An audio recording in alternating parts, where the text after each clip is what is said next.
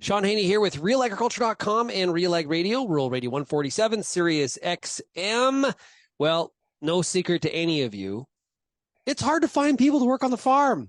And we all know this. And a new study really brings some quantitative data to this subject. And I'll tell you what, it doesn't seem like it's getting any better. We're talking right now to Peggy Brekveld. She is the chair of the Canadian Agricultural Human Resource Council. I'll probably refer to it as CAHRC from this point forward. Don't need to say that tongue twister. Peggy, great to see you again. Great to be here. Okay, Peggy, this was a report that was done by the Conference Board of Canada. What were the findings? You know, it's very reflective of your opening comments. We've, for a long time, and it continues to be, that we suffer a shortage of labor, kind of severe and kind of chronic. The challenges are there, and right now it looks like more than 28,000 jobs were estimated to have gone unfilled in 2022, and it looks like that's going to continue to increase. And so the report, Sowing Seeds of Change, is looking at what the statistics are, making some projections, and then also giving some ideas of how we can continue to actually improve the numbers or make it better. Now, the report's findings were that the cost here to the industry, it's a big number. We were talking about it on Real Ag Radio last week, that these vacancies are costing the industry $3.5 billion in 2022. The industry has an above average vacancy rate of 7.4%. Those numbers grab your attention. They do. The vacancy rate of 7.4% is actually above the Canada-wide vacancy rate, which is 5.9. That's also high, but agriculture, the sector itself, is higher than average. What it looks like on the ground is 2 out of every 5 agriculture employers couldn't hire all the workers that they wanted. And so you see lost in sales. And it's about 3.7% lost sales. That's pretty significant. That is room for improvement. And so there's this desire to improve what agriculture's image is and how we bring employees to work, and even embracing involving automation and technology as an answer. Yeah, well, it's a multi-pronged approach. Like, it's that is a good reality, or the real reality, I guess. So I guess, is there certain areas of agriculture that are more impacted than others? Like when you say lost sales, I right away think about, the horticulture industry, fruit and veg, mushroom farmers, those kinds of areas of ag. Is that who's most impacted here? Yeah, so that was one of the interesting numbers, is that we saw that continued challenges in horticulture, and the challenges there are real and have been real for a long time. What we saw is more adoption of temporary foreign workers, and in those sectors that's been common for a long time. But what's more common now is this growth in foreign worker unemployment in poultry, egg, dairy, swine, those types of industries, those year-long type positions. It's agriculture really has a desire to hire Canadians, but when that doesn't work, then we have to look for other solutions, and sometimes that is foreign workers coming from other places.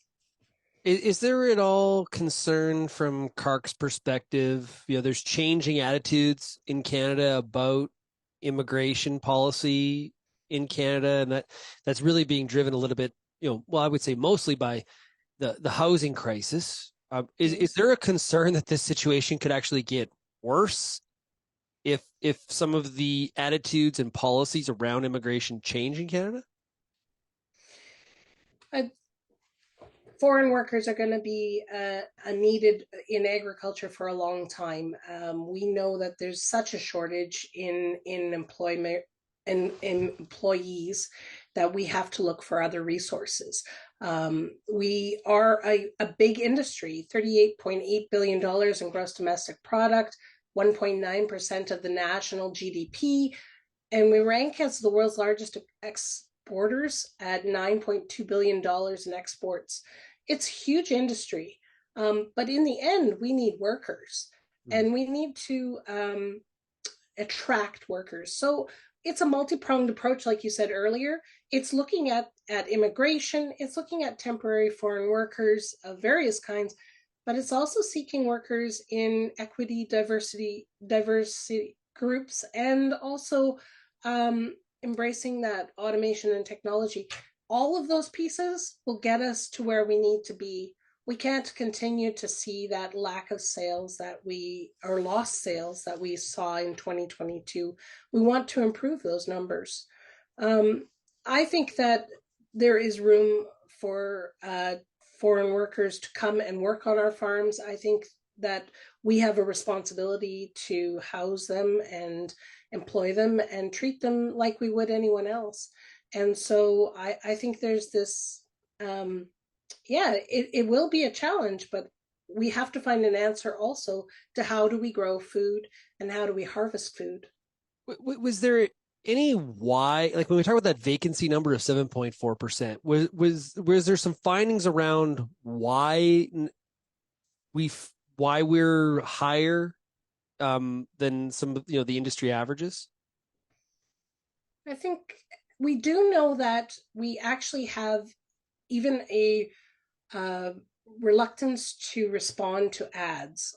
So one of the findings had to do with discovering that a large percentage, I think it was 30% of ads are actually not even answered, that we don't even have people applying to the job. Another large percentage is receiving only one or two applications, and that's concerning. We want to see more people see agriculture as a place to work and grow. Outside of CAHRC's work, I actually saw a video not just the last couple days. If you type in "this is agriculture," there's one that promotes jobs. It comes from the Mm. UK, and it talks about how fast moving and innovative agriculture is, just with pictures, no words. I It's partly about a perception of what agriculture is. And so if we can encourage people to see agriculture as driven and innovative in not just the farmer place, but in all those associated jobs, we can make such a difference and really drive interest in an amazing sector. Oh, there's so much happening in our industry. There is. I was saying on Real Ag Radio last week, I was telling a story about how I went to a ceremony at the University of Lethbridge, and I sat with the associate dean and the dean of the faculty of management at the University of Lethbridge, and they were talking about they were running some ag programs, and when they talk to students that are maybe in the management faculty about, hey, there's an opportunity in agriculture, and this isn't about like working on farms. This is like working in the industry side of the industry. And there's like kind of blank stares back. Like, why would I work in really agriculture?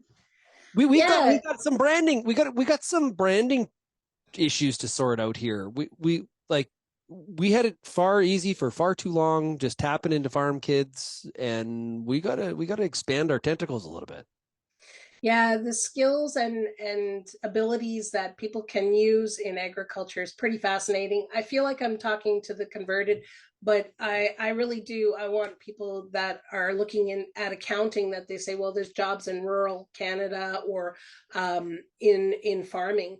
I want people that are in HR to look at the ability to work on operations that are large and have the need for an HR specialist. Mm. I'm hoping that people that are into computer and technology, that can program the lasers on the milk robots, will consider that that's a place to be and to do things. Yeah. So it's one of the answers. Again, there are a few different ways. One is including that automation. One is encouraging more people to check us out. One is about immigration and equity deserving groups and reaching out to new places to find people, not just our farm kids. And one is really improving the perception of this sector. It's a great place to be. Now you're going to be sharing more details from this report here in the coming weeks. Is that the case, and what can we expect? Yeah, I believe you're going to see again that push towards what can we do next to make it better.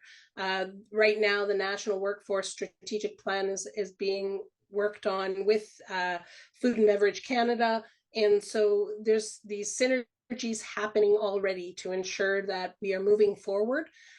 We want to change that number. We want to stop it from that decline in sales and that decline in or that growing vacancy rate. We want to fix those numbers and see them be better. And best way to do that is as a community. Yeah, well put. Peggy, thanks a lot for joining us here today. Really, really appreciate it. And we look forward to more results coming out of this report. And it's great to have some numbers behind a lot of the anecdotes that we hear from our audience. So thank you so much. You're welcome.